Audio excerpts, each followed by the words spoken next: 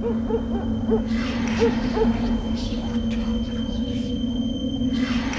the f*** is this about? Well, to be honest with you, this isn't really about anything. This is about us.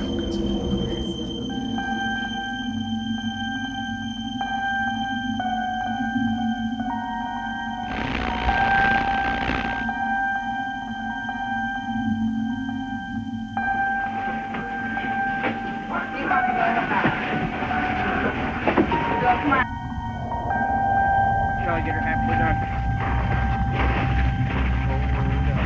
Handy out. Stop right now.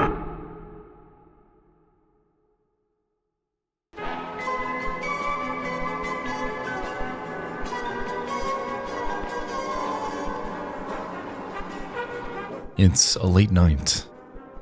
Unassuming. Quiet. The Walton Files blares on your bedroom TV, filling the void of darkness around you. It's peaceful, comfortable even. You scroll through Reddit, searching for something to pass the time. Before, out of nowhere,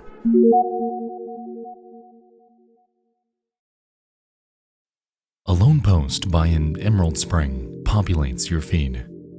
They're searching for something, some sort of lost documentary called The Real Blair Witch. There seems to be so little information about this documentary out there and absolutely nowhere to watch it. I recall it being on TV, and there's one or two references to it out there.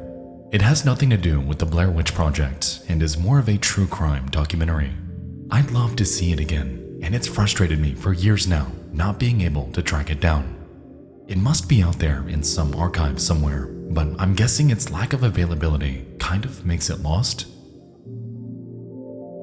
At first glance, this seems relatively unassuming. Yet another lost media mystery with hardly a lead to go on. Yet the name, The Real Blair Witch, shrouds it in this weird tinge of dread. I don't know what it is, but something about the way this is framed, the lack of information, something about this has sparked something. Within their post, Emerald Spring provides a link to its IMDb page, revealing that there's hardly anything to go off of. The page is barren, just one review, a release year, and director. The only tangible bit of info here is the plot summary. A group of teens from Flint, Michigan film themselves kidnapping and terrorizing a new acquaintance before taking her out to the woods and dumping her in a shallow grave. They then taunt their terrified and blindfolded victim, asking if she had any last requests before they cut her throat. But was the kidnap real or just a game? What's revealed is an extraordinary and disturbing record of a night when something went terribly, terribly wrong. Well, now you've got my attention.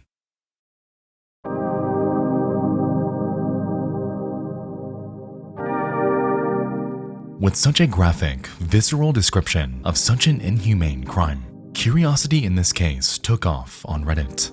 Comment after comment poured in, expressing interest in tracking this footage down. Most believed in its existence, others not so much. Regardless, though, the common theme here was intrigue. The Blair Witch Project, back when it came out, was horrifying, and the implications of someone recreating this in real life to torment a very real person sounds like it's straight out of a nightmare. What in the world did Emerald Spring watch back then? What truly is this? Over the following weeks, whispers about the doc's existence would trickle in. Mentions in online articles. A trailer on a production company called Raw TV's own Vimeo page. But what really sent this mystery into the stratosphere was nearly an entire year later when a Redditor named Transbian8787 would chime in with the revelation that no one saw coming. The real Blair Witch, as it turned out, was very real. However, once Pandora's box was opened and the internet began to sink their collective teeth into it, it was realized that this story is much, much stranger than anyone had imagined. The Real Blair Witch isn't just a film. It's a glance into one of the eeriest, most bizarre incidents that I have ever read about, ensnaring nearly everyone involved.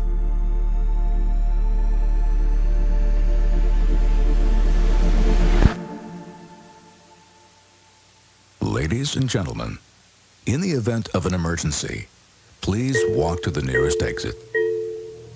Thank you.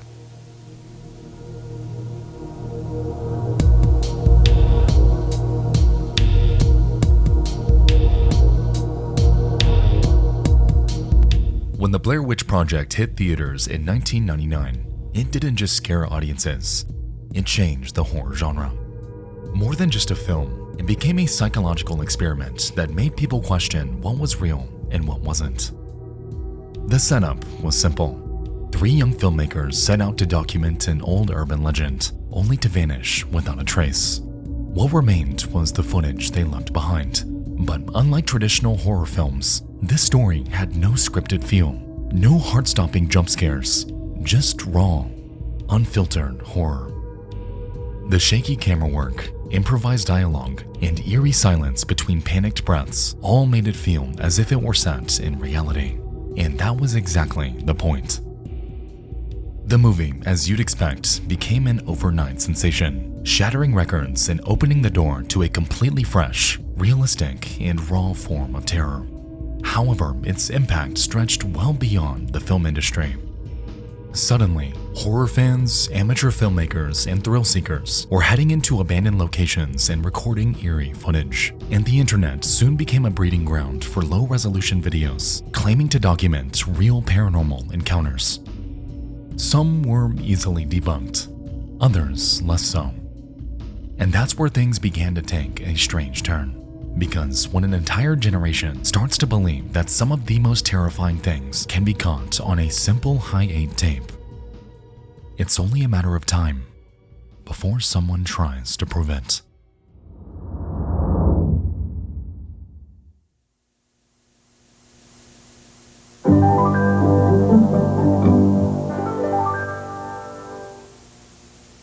Alright guys, before we continue, I'd like to tell you about tonight's video sponsor, NordVPN. Alright, so lately I've been traveling quite a bit for my ghost hunting channel, Nick and Ryan, and with this, I've been using public Wi-Fi considerably. You might not know this, but that free Wi-Fi that airports and coffee shops offer, did you know that literally anyone can intercept any data that you send through it? Anyone with the knowledge to do so can jump onto these networks and peer in on your browsing history, things you say, anything that you send through it. I'm sure you can see how big of a security risk this is, which is exactly why I recommend NordVPN. NordVPN is an intuitive and essential tool that I wholeheartedly believe everyone should use. It encrypts your online connection, protecting you from visiting malicious sites and granting you complete anonymity when browsing the World Wide Web. All it takes is one single click and you can pretend to be anywhere in the world, granting you peace of mind the next time you find yourself browsing while out and about. When you use my link, you'll get a huge discount on a 2-year plan plus 4 additional bonus months. Get it at nordvpn.com/Nexpo. It's risk-free with Nord's 30-day money-back guarantee, and it's the best deal on the internet. Get it at nordvpn.com/Nexpo or click the link in the description below. Thank you so much to Nord for sponsoring tonight's video. Now let's get back to it.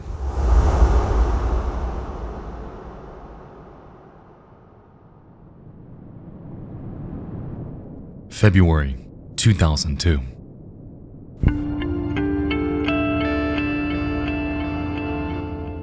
It's a frigid night in the town of Flint, Michigan, and a 19-year-old named Danielle Taylor crosses paths with a 20-year-old Travis Peya, a community college student with big dreams of making horror films. Peya shared a house with a man named John Cockrell, another student and self-proclaimed horror fanatic.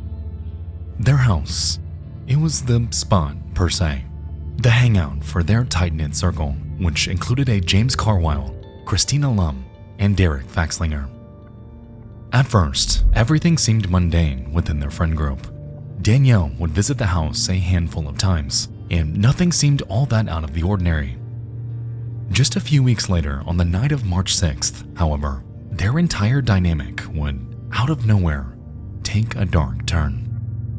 By complete surprise, Danielle was restrained, blindfolded, handcuffed, and threatened with murder. And all of it filmed on a single high-8 tape.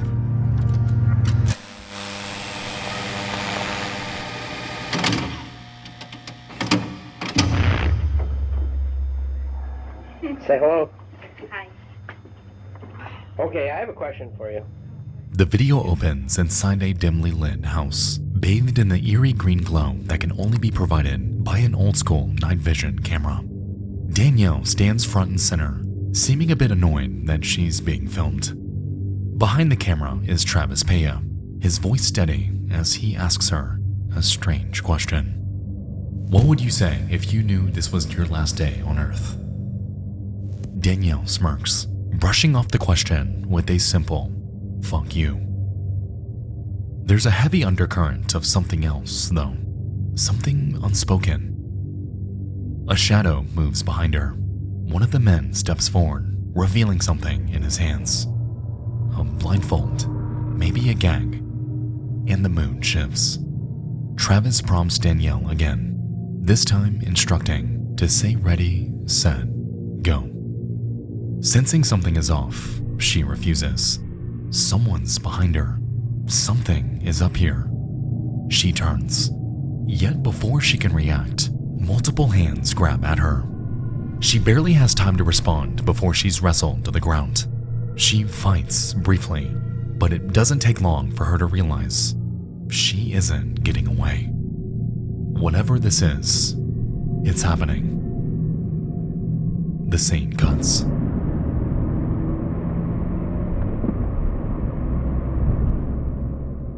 We find ourselves in a car. The lighting is bad. Again, night vision. Danielle sits in the back seat, blindfolded, scared out of her mind. She's stiff, her face only showing fear. Christina Lum, the only other woman to appear in the video, is driving. She doesn't say much, just keeps her eyes on the road. At first, the guys verbally taunt her, but there's this edge to it. And then we see it. One of them, Jonathan Cockrell, has a knife, and it's pressed right up against her. They start asking her questions. Did you have a good life? Say your last words to your family. If you could go back in time and change anything, would you? Danielle hesitates. She tells her mom she loves her.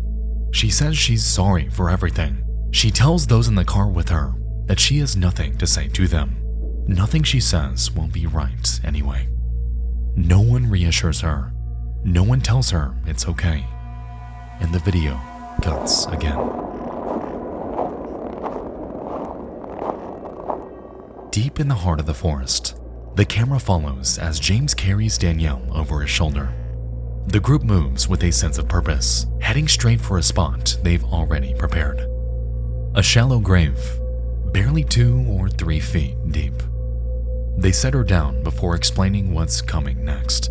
They're going to cut her before burying her alive and leaving her to die. Travis stands over the pit, knife in hand. The blindfold that had been covering Danielle's eyes is pulled down around her neck, and she doesn't say a word. Following this, Travis kneels down, brings the blade right up to her, and then nothing.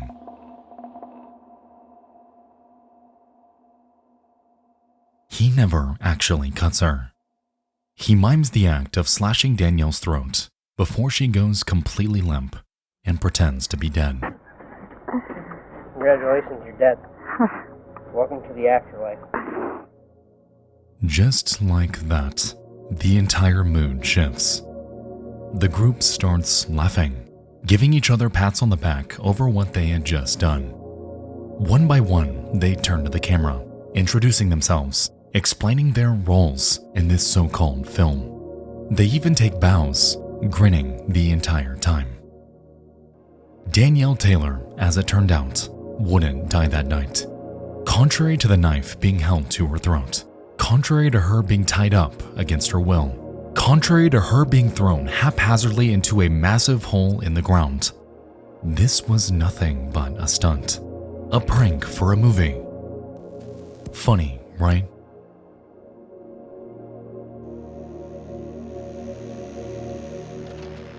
Halting the recording, the group unties her, harping on just how realistic, how entertaining her reaction was.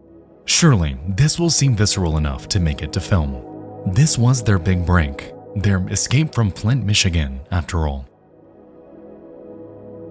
For Danielle, though, she was far from fine. Just a few minutes before, she thought she was dying. She had nothing to laugh about here, because the entire joke was solely on her. I can't remember the name. Danielle. Danielle. So far, it's been easy to follow Danielle's state of mind throughout this. A woman trapped by those she trusted, a victim of an inhumane prank.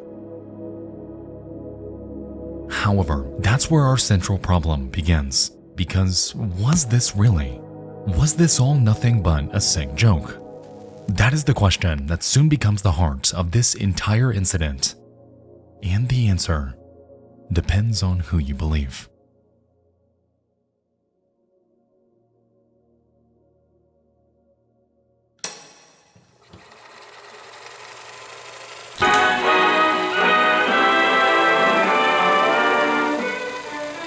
It looks like an ordinary day in the USA, but in the city of Flint, Michigan, all is excitement. Even the small fry are buzzing. And the older boys and girls are let out of school. Oh, this is a day. The whole town's a bustle. Yes, sirree, there's going to be a parade, too. And what's a parade without festive bunting and gala decorations? The city of Flint, Michigan is undoubtedly one of desolation. It's a place once bustling, lively, full of opportunity. Yet today, it stands as nothing but a shell of what it once was. When the automotive industry backed away, it left a void of broken dreams, families with shattered aspirations. It's depressing that something like this can actually happen to those who had no hand in the matter at all. Like we established, the Blair Witch Project shattered the world, sending audiences into a frenzy and inspiring loads of those with nothing but a camera to create something horrifying of their very own. The entire group maintains that they all had hopes, dreams to get out of Flint and to make something of themselves. And while they could have chosen a myriad of ways to do that, the film industry, for once in its near century-long history, felt like something attainable, a vehicle to a completely new life.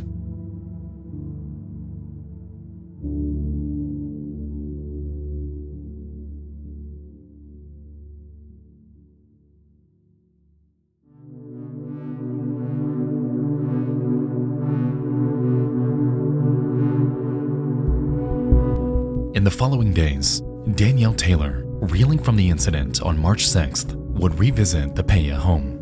It was done on invitation, a night for all of them to rewatch their masterpiece. Yet for Danielle, she had other plans. If you scream and you fight, we put a gag in your mouth and throw you in the trunk. If you relax and accept death and what's coming to you. After the tape ran its course, she secretly swiped it, replaced it with another, and after the events of that night had wound down, she set out to report the entire group to law enforcement. Within a week, the lives of Jonathan Cockrell, Travis Peya, Christina Lum, James Carwile, and Derek Faxlinger, everyone involved in perpetrating this stunt, would change. They were all arrested, finding themselves awaiting trial on kidnapping and assault charges, and facing anywhere from 7 years to life in prison under Michigan law. Contrary to their claims of simply aspiring to create a horror movie, Danielle Taylor maintained that she had no idea about any of this. To her, this was all very real, and given our glance at the footage, it's easy to empathize with her. Interestingly though, support for her wouldn't be unanimous, as once testimonies came out and the footage was given a second look, cracks in the facade began to show. Danielle, at numerous points throughout the footage, does things that make no sense. She scratches her nose. She inquires on if the rope is tight enough. And just minutes after she supposedly thought she was dying, she can be seen laughing alongside the group. I survived, and I'm freezing and my arms What? hurt. If you move anymore, I swear to God, I'm using a blade to do this. Alright? A bizarre reaction, especially considering the circumstances. Even still, a Lapeer County prosecutor named Brian Concha spoke to the media on Danielle's behalf, maintaining his belief that she did not know that any of it was staged until the end. The prank was intended by the participants, but the last party, the victim, was not in on it. Conversely, attorneys representing the accused said the tape shows that Danielle, in fact, did know that it was a movie, citing the fact that she never begged the group not to kill her, appeared to smile after the gig was up, and had not once told them to stop. She pretends to play dead for about a minute, one said. If she truly thought she was going to be buried alive, she would have struggled. As we can see, all we have here is a he said, she said situation. No one here ever knew the answer on if she were acting in this stunt. Not the prosecutors, not their lawyers, no one but Danielle Taylor.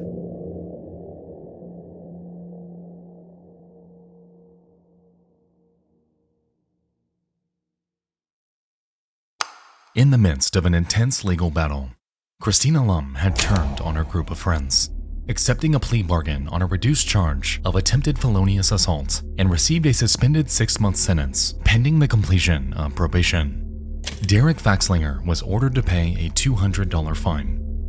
Jimmy Carwile received a 4-month sentence, while Paya and Cockrell got 8 months. All suspended sentences following the completion of probation. All of them inevitably served their time and got out. However, in the end, another affliction entirely would befall them.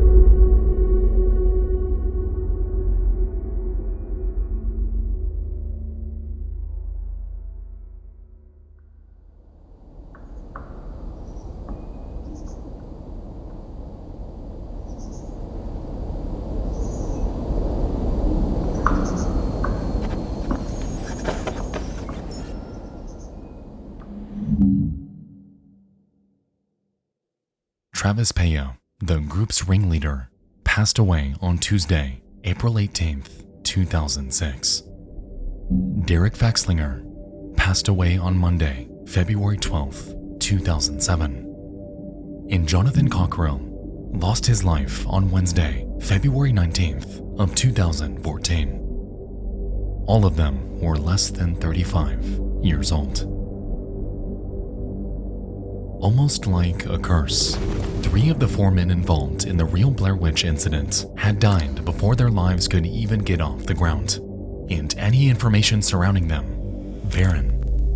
All that seemed to exist was hearsay, notably on the website My Death Space, in which Travis Paya's cause of death was speculated to have been caused by drug use. Furthermore, mentions of Derek Faxlinger come up in reference to an MLive article, which states that he passed away from an epileptic seizure and had his organs donated to those in need. Even still, though, nothing definitive on whether this came from the fallout of the real Blair Witch ever came up. Onlookers then were just as conflicted, just as confused as all of us today.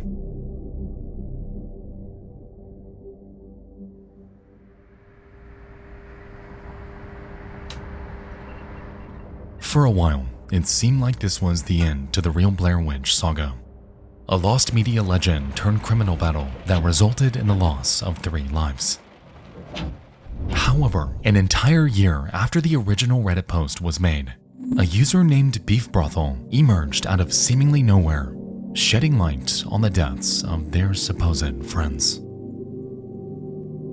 Derek, John, and Trav have all passed away. Derek had a seizure in the shower and sadly passed from that. His organs were donated and saved quite a few people. He was an extremely kind person and gave great hugs. Travis had a terrible tooth infection, and I'm not sure if that was the cause, but it was a contributing factor in his death. John was depressed, I can't deny that. His mother died and they were quite close, so his partying ramped up during the period after her passing. Another friend was with him that night.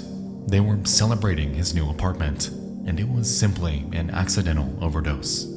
He was one of my best friends, and I'm still angry at him for being so careless, especially because things were moving in such a positive direction for him. None of their deaths were because of the pressure of the case. Jim and I still talk occasionally, but he moved to another state and lives a private life. He's a good man, and I think he was affected the most by this situation. The girl apologized to them after the fact and insisted that she never wanted any of this to happen. She was known to our graduating class as a notorious exaggerator before any of this ever happened, so there's that. Plus, she was young and was being told by a lot of authority figures that she had to go along with this prosecution. She claimed after the fact that she believed taking the video from the house would prove that it was just a joke and everyone would just get off the hook. She didn't realize that John was pausing the recording between shots. Part of me thinks she initially enjoyed the initial attention, but it spiraled way out of control. If I didn't know, these guys participated in these types of pranks on all of our friends weekly, made a dozen backyard horror films with them, spent all of my free time with them for years. I would think they were psychos too. That's just not the case. Jackass and Blair Witch were huge at this time, so it was kind of a mashup of the two genres to them. We all knew that if you went to Rancho, you could get pranked. It's just how things were. They did almost the exact thing to another friend a week or two before, and she was the one who suggested that they film it next time. Unfortunate. This was a devastating time for our group of friends, their families, and their loved ones. Visiting them in jail was bonkers. I'll never forget how sad they all looked and how many people came to see them. Everyone knew that they did not do this maliciously, except the prosecutor, and he was a real asshole. Long story short, it was a prank, and everyone except the law knew that.